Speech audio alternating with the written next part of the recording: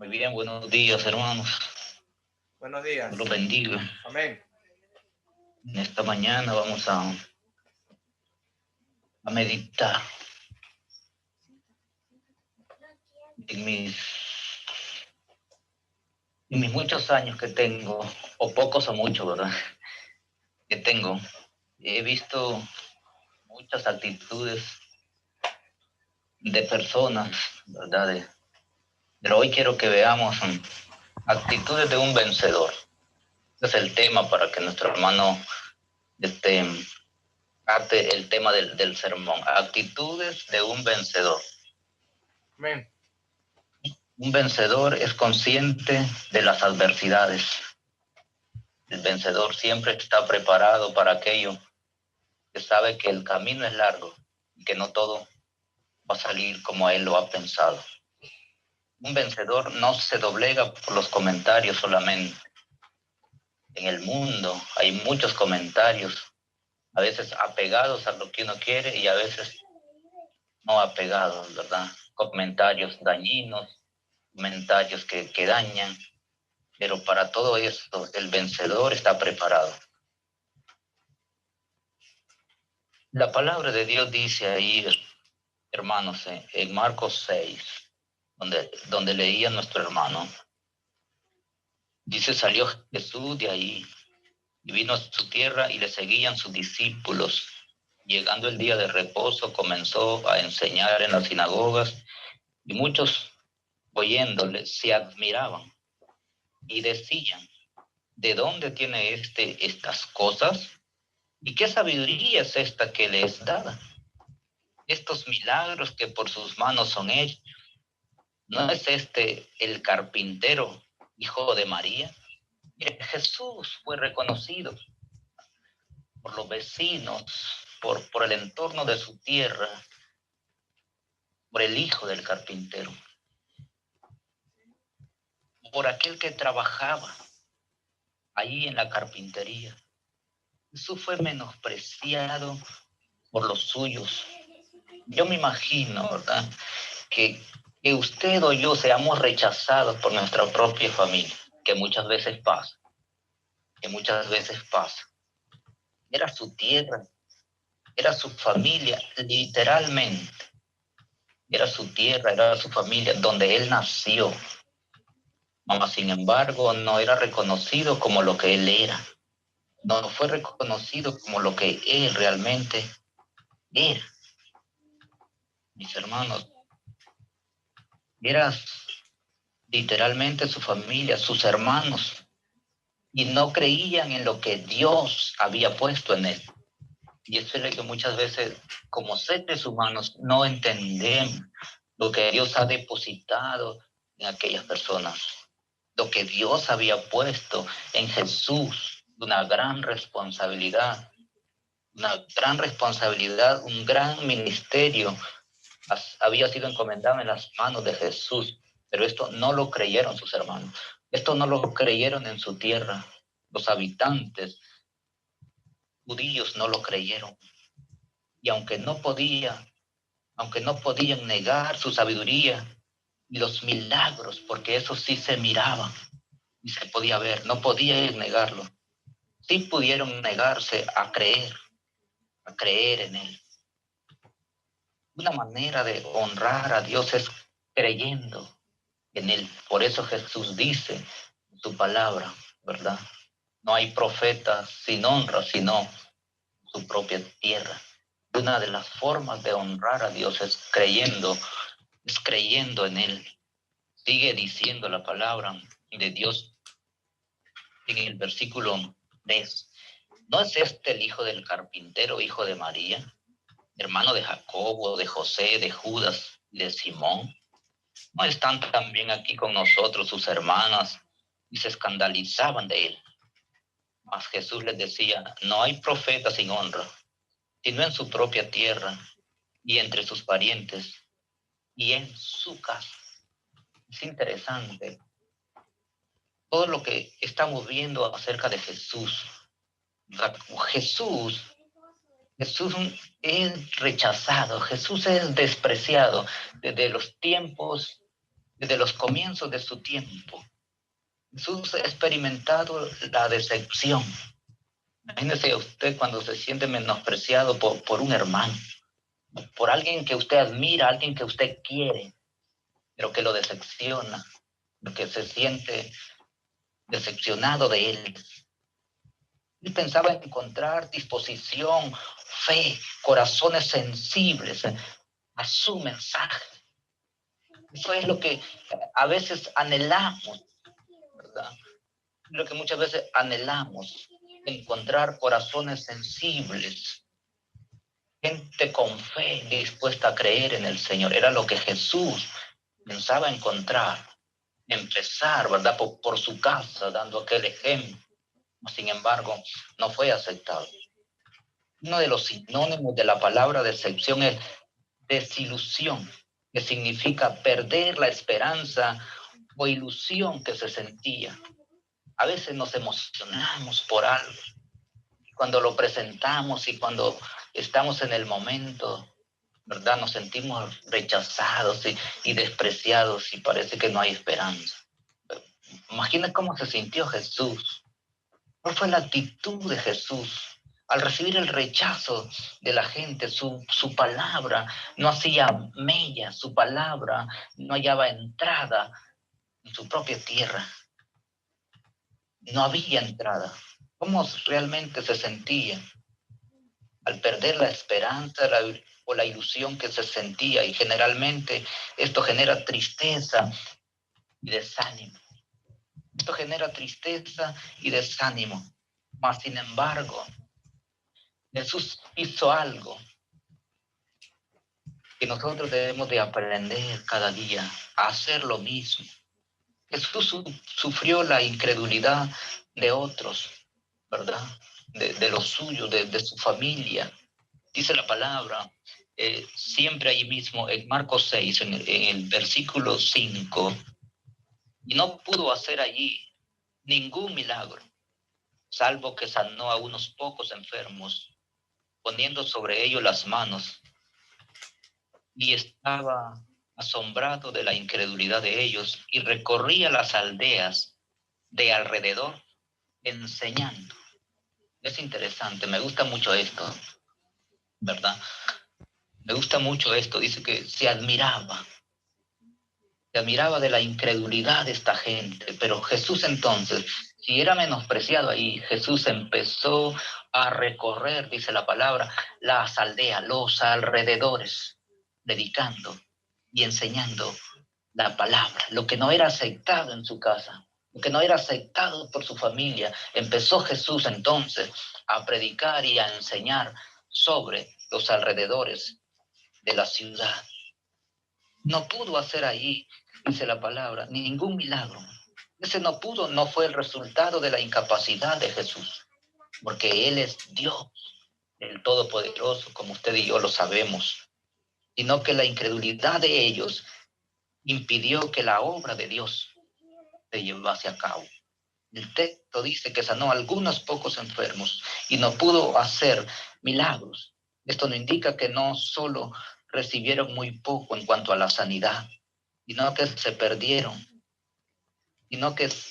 perdieron cosas mayores como los milagros que Jesucristo traía. Muchas veces tanta gente que desprecia a Jesús, tanta gente que desprecia el llamado de Jesús, se pierden todos los milagros, se pierden todas las buenas cosas, las bendiciones que Dios trae para ellos. Pero ¿por qué se pierden? Por las malas actitudes. La sanidad tiene que ver con la restauración de la salud y milagros. Los milagros están relacionados con hechos asombrosos, hechos sobrenaturales que vienen de parte de Dios. Un vencedor aprovecha las dificultades para crecer. Un vencedor, escuche bien, aprovecha las dificultades para crecer, no para quedarse caído, no para quedarse sentado pensando en por qué me pasó esto a mí, sino que reflexiona y saca ventaja de aquella gran dificultad. Dice ahí el versículo 6, y estaban asombrados de la incredulidad de ellos. Y recorría las aldeas alrededor, enseñando que Jesús fue menospreciado, porque Jesús fue reconocido como el carpintero. ¿Lo detuvo ir a predicar? ¿Se detuvo de ir a enseñar? No. Dice que se fue a los alrededores de las aldeas a enseñar la palabra, a enseñar lo que a él le había sido encomendado. Ante los obstáculos, la constancia debe de brillar. De las circunstancias difíciles, el cristiano debe de brillar. En la adversidad, en la oscuridad, como una luz que alumbra, como la antorcha en la noche. Y recorría las aldeas de alrededor enseñando. Jesús no se detuvo ante el rechazo en Nazaret. No se detuvo. Nazaret fue la que despreció a Jesús. Aunque las cosas no salieron bien, ahí él siguió adelante con el ministerio que le había sido encomendado. Jesús supo asimilar su trabajo. Él supo valorar. Y él supo, amados hermanos, supo captar cuál era su misión. Jesús tenía cualidades de un vencedor. No se venció. Yendo a los demás lugares alrededor, aunque su enseñanza no fue bien recibida en Nazaret, siguió llevándola a otros lugares. He conocido a muchos predicadores con muchos años, muchas veces, porque su mensaje no recibió aprobación de la membresía, se sienten mal. Amados hermanos, la gloria es para el Señor. Nosotros trabajamos para el Señor. Y usted trata de agradar a Dios. Usted trata de agradar al Señor. Y eso es lo que debemos de hacer, como hablábamos hace un domingo atrás. Tener los ojos en Jesús. Tu vista debe de estar en el ser correcto. Jesús no renunció, siguió adelante con el propósito del Padre. Jesús llegó a Nazaret después de haber hecho tantos milagros y sanidades en Capernaum, pero no pudo hacer en Nazaret. Pero se encontró luego con la incredulidad de los suyos. Pero esto no lo detuvo. Que nada se detenga, mi hermano. Que nada nos detenga por circunstancias de la vida. Que nada nos detenga a ver objetivos dignos de un creyente, dignos de un servidor de Cristo Jesús, dignos de un hijo de Dios. No, muchas veces confundimos los términos. No confundamos orgullo, constancia, porque el orgullo conduce al hombre a la terquedad, a aferrarse que como él cree, que como él piensa, así es. Pero la humildad hace al hombre dependiente de Dios. Si tienes humildad, realmente podrás depender de Dios. La humildad es una de las cualidades importantes para depender de Dios y creer realmente en Dios. La humildad hace al hombre dependiente de Dios y por ende lo hace constantemente. El texto nos enseña que Jesús no fue recibido en la ciudad de Nazaret, que él fue a las aldeas alrededor y eran extensiones, centros urbanos.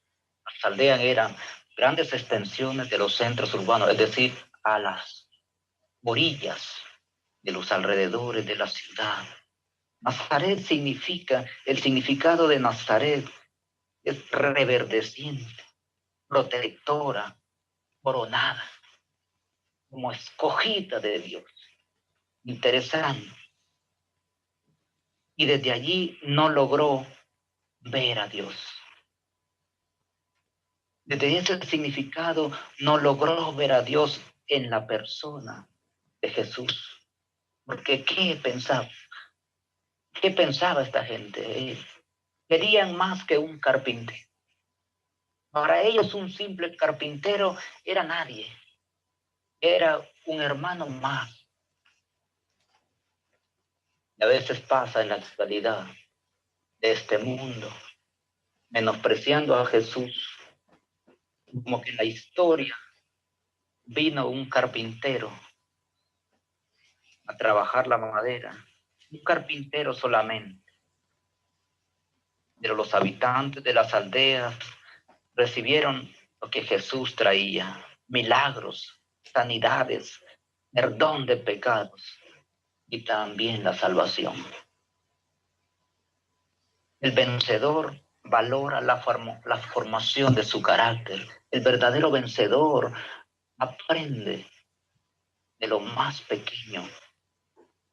Aprende de lo más pequeño. El vencedor está preparado para ir más allá de las circunstancias de la vida. Ellos le dijeron: ¿no es este el carpintero? ¿En forma de qué? De menosprecio, de burla. ¿No es este el carpintero? Jesús creció y aprendió un oficio como cualquier judío. Allí en la carpintería empezó la formación de Jesús. Mire qué interesante. María y José hicieron un buen trabajo. La carpintería fue donde Jesús empezó su formación. ¿Formación de qué? Una formación de constancia, responsabilidad, puntualidad, diligencia, obediencia, fidelidad, respeto, vida devocional, saber esperar y tantas cosas, etcétera, etcétera. Este Jesús era un vencedor. Este Jesús es un vencedor. Y como usted y yo ya lo conocemos, venció la muerte, venció a Satanás y aún venció la muerte. ¿Cómo podemos decir que es un Jesús fracasado? ¿Cómo podemos decir que solamente es un carpintero? Y es el salvador de su vida, y es el salvador del mundo. El mundo no quiere aceptarlo, es otra cosa, como lo hizo el pueblo judío, rechazarlo y despreciarlo. Un vencedor supera sus obstáculos, alcanzando nuevos niveles. Un vencedor supera los niveles para lograr el objetivo que se ha trazado. No sé cuál es su objetivo, pero si eres un creyente, pero si eres un seguidor de Cristo, si has sido bautizado, has sido pasado por las aguas del bautismo, tú eres un vencedor. Pero ¿en qué niveles te encuentras? ¿Cuáles son tus niveles, tus expectativas de un vencedor? ¿Te has forjado metas? ¿Estás quedando estancado? ¿Le estás poniendo atención a los comentarios de los alrededores, de tus vecinos, de tu familia, aún de tus propios hermanos en carne y sangre, que dañan y que ofenden? Haz sordo a esas cuestiones, a pleitos entre familia, a decirte ser cristiano como tú, mejor no soy nada. Comentarios así muchas veces se dan entre las familias en Cristo. Pero ve lo que pasó con Jesús. Vemos lo que pasó con Jesús. El comentario siempre fue despreciado y desechado por su propia familia, ¿verdad? Por su propio pueblo. Sin embargo, se mantuvo firme y alcanzó nuevos niveles. Dice la palabra de Dios siempre en Marcos 6, versículo 7. Después llamó a los 12 y comenzó a enviarlos de dos en dos, y les dio autoridad sobre los espíritus inmundos. Y les mandó que no llevasen nada para el camino, sino solamente bordón, ni alforja, ni pan, ni dinero en el cinto, sino que calzasen sandalias, y no vistiesen dos túnicas. y les dijo, donde quiera que entréis en una casa, posad en ella hasta que salgáis de aquel lugar. Y si en algún lugar no os recibieren, ni os oyeren, salid de allí y sacudid el polvo que está debajo de vuestros pies para testimonio de ellos. De cierto os digo que en el día del juicio será más tolerable el castigo para los de Sodoma y Gomorra que para aquella ciudad. Y saliendo, predicaban que los hombres se arrepintieran y echaban fuera muchos demonios y ungían con aceite a muchos enfermos y los sanaban. Es interesante, a mí me gusta todo esto, los parámetros de Jesús, lo que logró alcanzar, mis hermanos. Entonces, un vencedor supera sus obstáculos alcanzando nuevos niveles. Si Jesús empieza a ponerle mente a su familia, si él empieza a escuchar a su familia en un término negativo, pero más sin embargo, Jesús empieza a practicar y a ejercer nuevos niveles. Mediante sus discípulos, Jesús multiplicó el ministerio, llamó a 12 hombres especiales como sus apóstoles, a 12 hombres especiales, y dice la palabra de Dios que los envió de dos en dos. No solo los envió, sino que dice la palabra, les dio autoridad, aún sobre espíritus inmundos. Este Jesús tenía autoridad. Este Jesús con autoridad no solamente era un carpintero, no solamente fue un carpintero, el mismo Dios. ¿Por qué su tierra? ¿Por qué su pueblo no lo pudo aceptar? No lo pudo creer, porque escuchaba más lo que decía la gente de los alrededores, porque escuchaba más lo negativo que lo positivo. Jesús venía haciendo milagros y sanidades personalmente, pero ahora delega su autoridad y poder, multiplicando así su nivel de influencia y de capacidad y de cumplir con el ministerio que Dios le había encomendado. Jesús fue un vencedor y enseña a que usted y yo seamos vencedores. Veamos el ejemplo, todo lo que Jesús tomó a 12 hombres y estos hombres fueron vencedores. ¿Fácilmente? No, fácilmente no, sino que los preparó, les enseñó, los instruyó a que las cosas no iban a ser fáciles, pero les prometió que no iban a estar solos, le podían vencer. Y lo mismo nos ha prometido a nosotros. No nos ha dicho que el camino va a ser fácil, pero que si queremos ser vencedores, tenemos que llegar a la meta final, venciendo barreras, venciendo obstáculos, reventando cadenas. Debemos de hacerlo, como lo hicieron los grandes apóstoles, como se los dijo, como se los enseñó a los apóstoles, a nosotros nos ha enseñado hoy a través de su palabra. ¿Cómo se debe sobreponer un vencedor a las adversidades para llegar a cumplir sus objetivos y llegar a nuevos niveles? Lucas capítulo 9. En Lucas 9:1, Lucas 9:1 dice la palabra de Dios. Habiendo reunido a sus 12 discípulos, les dio poder y autoridad sobre todos los demonios y para sanar enfermedades. Dice la palabra que Jesús les dio autoridad a sus discípulos. Esto queda plasmado, esto queda reverenciado, que no solamente Jesús era un carpintero. La palabra nos enseña eso. Y dice el versículo 2, y los envió a predicar el reino de Dios y a sanar los enfermos. El versículo 6 dice, y saliendo pasaban por todas las aldeas anunciando el evangelio y sanando por todas partes. Este es el Jesús vencedor que hoy estamos predicando. Ese Jesús que nació en Nazaret es el mismo que hoy tú tienes en tu corazón. Es el mismo que usted y yo servimos. Es por él que hoy nosotros estamos hablando a través de esta fe, a través de este hombre vencedor. ¿Quieres tú ser un vencedor?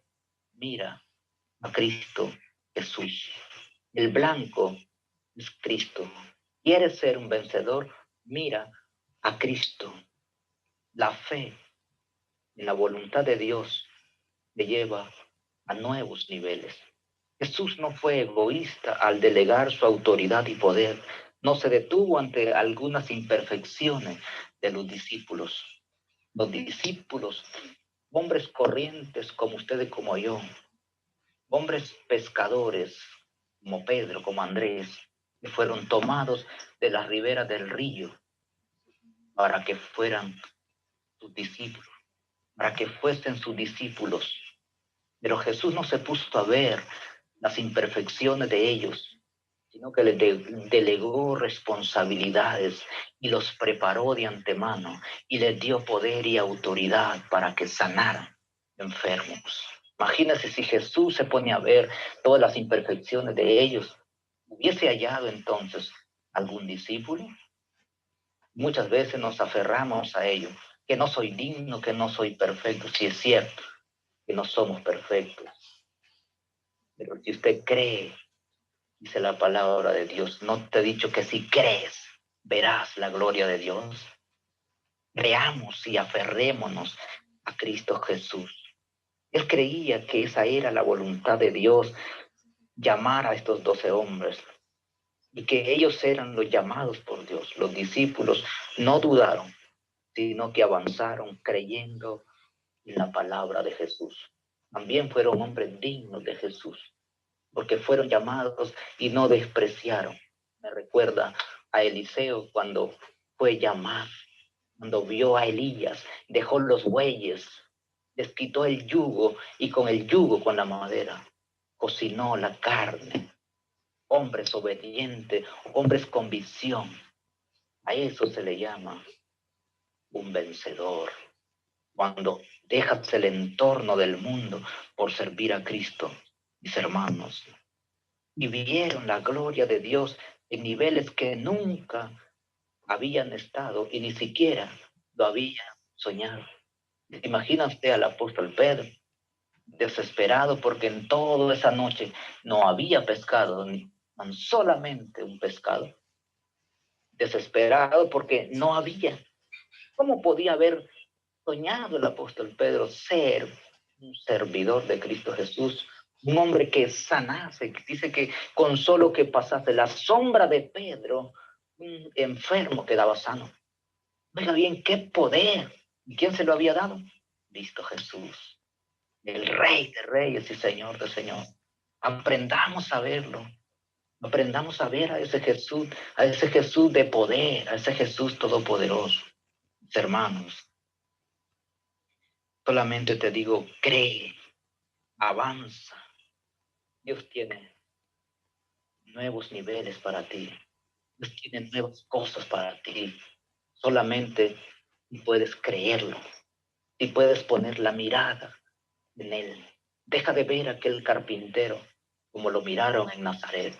Miremoslo como ese Cristo de poder, como ese Cristo que se entregó por ti, que ese mismo que se fue, ese mismo volverá por ti.